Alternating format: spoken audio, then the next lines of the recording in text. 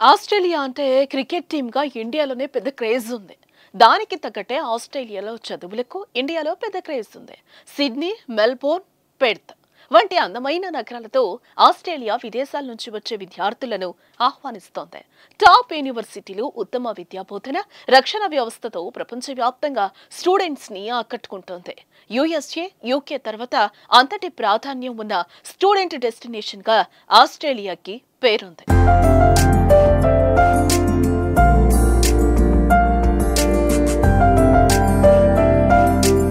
University of Melbourne, university of Sydney, UNSW, university of New South Wales, UWA, university of Western Australia వంటి అనేక ప్రముఖ విద్యా సంస్థలు academics లో ఆసిస్ కి మంచి పేరు తెచ్చాయి. ఆస్ట్రేలియాలో engineering, information technology, medicine, biotechnology, health science, accounting, business management, sports science, animation వంటి కోర్సుల కోసం ఎక్కువ పర్సెంటేజ్ స్టూడెంట్స్ వస్తూ ఉంటారు.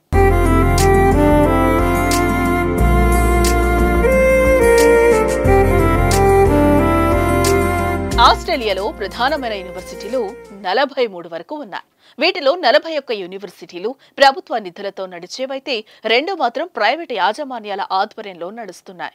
మన దేశం నుంచి వెళ్లే విద్యార్థులు దాదాపుగా వీటిలోనే చేరుతూ ఉంటారు. ఇక్కడ ఉన్న టాప్ 8 యూనివర్సిటీలను G8 అని అంటారు. ప్రపంచవ్యాప్తంగా ఉన్న టాప్ 200 యూనివర్సిటీల జాబితాలో ఇవి ఖచ్చితంగా ఉంటాయి.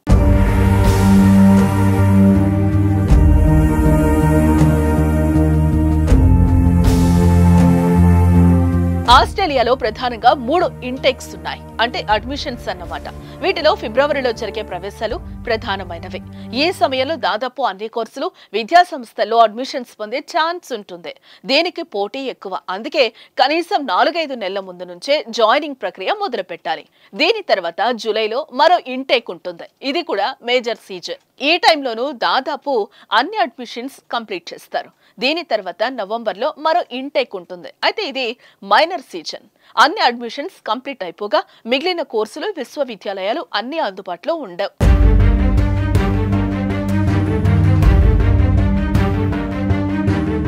ఆస్ట్రేలియాలో చదవాలంటే ఎంత ఖర్చు అవుతుంది?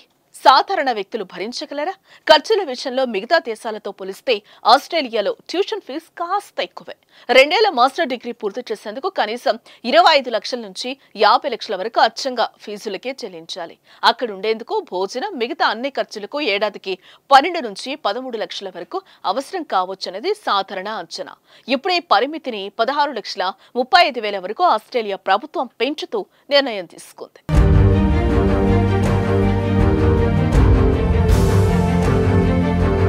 ఆస్ట్రేలియాలో చదువుకునే విద్యార్థుల్లో గత ఏడాది దాదాపు 1,20,000 మంది ఉన్నట్లు 2023 లెక్కలు చెప్తున్నాయి. విద్యార్థుల జీవన విధానం, ఉండే ప్రాంతాన్ని బట్టి ఏడాది పాటు ఉండే ఖర్చులు తగ్గొచ్చు, పెరగొచ్చు.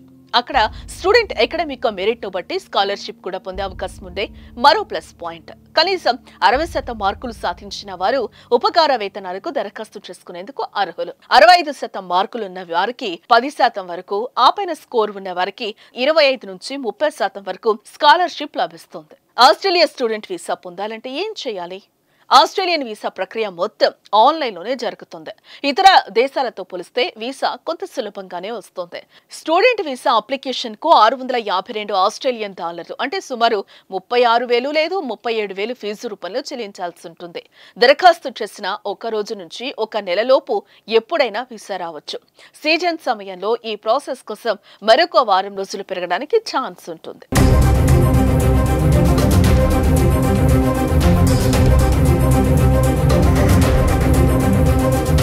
ఆస్ట్రేలియాలో స్టూడెంట్ వీసా నియమ నిబంధనలను పరిశీలిస్తే ఇక్కడ యూనివర్సిటీల్లో ప్రవేశాలకు దరఖాస్తు చేసేందుకు ఏదైనా ఆంగ్ల భాషా ప్రావీణ్య పరీక్షల్లో తగిన స్కోర్ ఖచ్చితంగా ఉండాలి. IELTS, TOEFL, PTE ఏదైనా సరిపోతుంది. నిర్దేశిత మార్కులైతే తప్పనిసరి. నిబంధనల్ని కఠినతరం చేస్తూ ఈ మధ్య ఈ స్కోర్ పర్సెంటేజ్ ను ఆస్ట్రేలియన్ గవర్నమెంట్ పెంచింది. కొన్ని ప్రధానమైన యూనివర్సిటీల్లో MPA ప్రోగ్రామ్ కు దరఖాస్తు చేసిన అభ్యర్థులను GMAT స్కోర్ అడుగుతారు. ఈ డీటెయిల్స్ తో పాటు ఇతర డాక్యుమెంట్లతో దరఖాస్తు చేస్తే 4 నుంచి 5 వారాల్లో విశ్వవిద్యాలయం నుంచి ఆఫర్ లెటర్ రావడం ఖాయం. ఆస్ట్రేలియాలో అడ్మిషన్ దొరికిన తర్వాత ఏం చేయాలి? యూనివర్సిటీ ఆఫర్ లెటర్ పొందిన విద్యార్థులు తక్షణ కర్తవ్యం ఏంటి అంటే, ఆఫర్ లెటర్ అందుకున్న విద్యార్థులను 1 ఏడాది ట్యూషన్ ఫీజు, 1 ఏడాది ఖర్చుల డబ్బు బ్యాంక్ బ్యాలెన్స్ లో చూపించాయి. పేరెంట్స్ ఇన్కమ్ సర్టిఫికేట్స్ సబ్మిట్ చేయాలి. నిబంధనల ప్రకారం ఆరోగ్య పరీక్షలు చేయించుకోవాలి. పీజీ ప్రోగ్రామ్స్ లో అయితే 4 సెమిస్టర్లు ఉంటాయి. అక్కడికి వెళ్లే ముందు ఒక సెమిస్టర్ కి ఫీజు పే చేయాల్సి ఉంటుంది.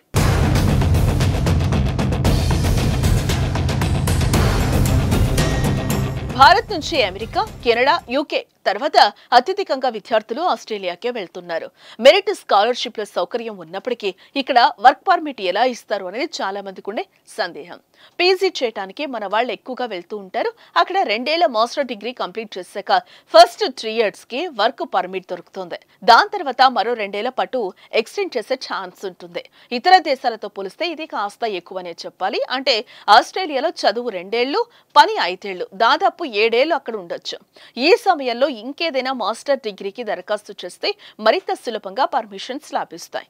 చాలా మంది విద్యార్థులు ఈ సమయంలో ఇక్కడే సెటిల్ అవుతున్నారు. తర్వాత పర్మనెంట్ రెసిడెన్స్ కోసం దరఖాస్తు చేయొచ్చు. అందుకే మన వాళ్ళు ఆస్ట్రేలియా వెళ్లేందుకు ఇంట్రెస్ట్ చూపుతున్నారు.